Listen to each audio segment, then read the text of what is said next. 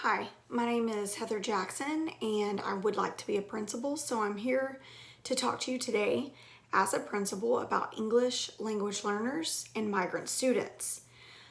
These programs both serve students who cannot effectively communicate in English. They also, the students that would qualify for these programs would qualify in the same way. So they would be given a home language survey to fill out, both types of students, which would identify them. And then once identified through the home language survey, the students would be given an oral language proficiency test. Once they've completed that test, that would help us decide or see if they would qualify for these services or programs. These programs provide different things to the students, somewhat different. For ELLs, they can have a content-based ESL program or a pull-out ESL program. Both of these programs help English language learners attain full proficiency in English in order to participate equitably in school. So for the migrant students, their programs would be free lunches, ensure they're not punished for moving between states. So when the curriculums change between the states, they would not be punished for that. Also, it would provide support for educational disruption, cultural and language barriers, social isolation, and health-related problems. Educational services that address their special needs. They would be given special services to address their needs.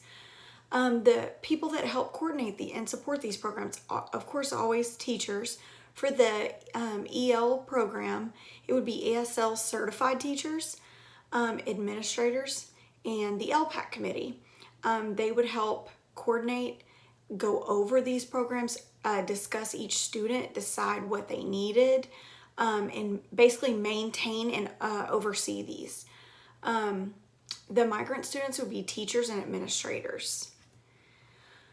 Curriculum interventions and instructional approaches that are applicable. So for ELLs, your ESL certified teacher provides academic instruction, and they also receive accommodations.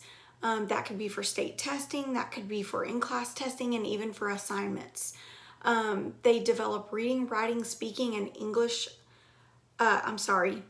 They develop reading, writing, speaking, and listening skills through the English language proficiency standards, or they're known as the ELPS.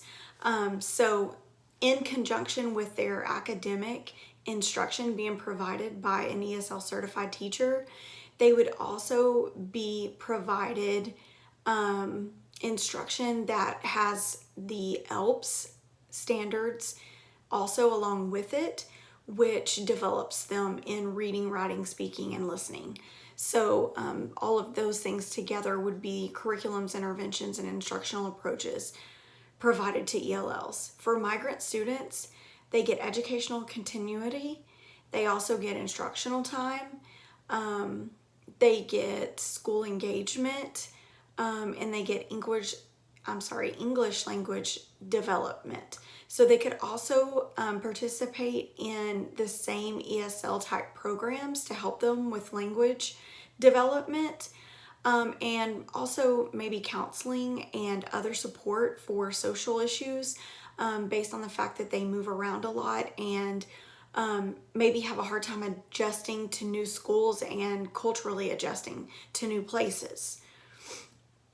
These programs are monitored and evaluated by teachers providing the services. So teachers always are part of the monitoring and evaluating because they are with these students firsthand and are the ones actually providing the services to these students.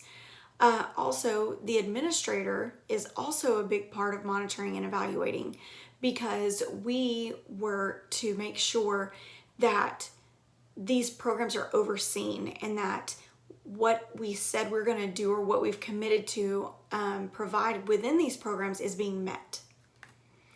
Mistakes and misconceptions. One mistake or misconception that is made with both programs or both types of students is that people would assume that ELLs or migrant students are not very smart, which is not true. They need different support. They're a different type of student. They have a language barrier, so they need to be provided with additional support in order for them to get the instruction. So it has nothing to do with them being smart, because these students are just as smart or smarter than any other students. So they have the same capabilities as every student. So therefore, they just need this additional support in order to be able to give their best academic performance. Another misconception is English language learners need to learn English in order to succeed in school. It is true that they need to develop their English, but they also need to keep their home language as well, because that is a huge part of them succeeding. And migrant students have social issues, which is not always true. These students just have a hard time adjusting. So it's not necessarily a social issue. They are just having a hard time adjusting sometimes because of the fact that they move around quite a bit.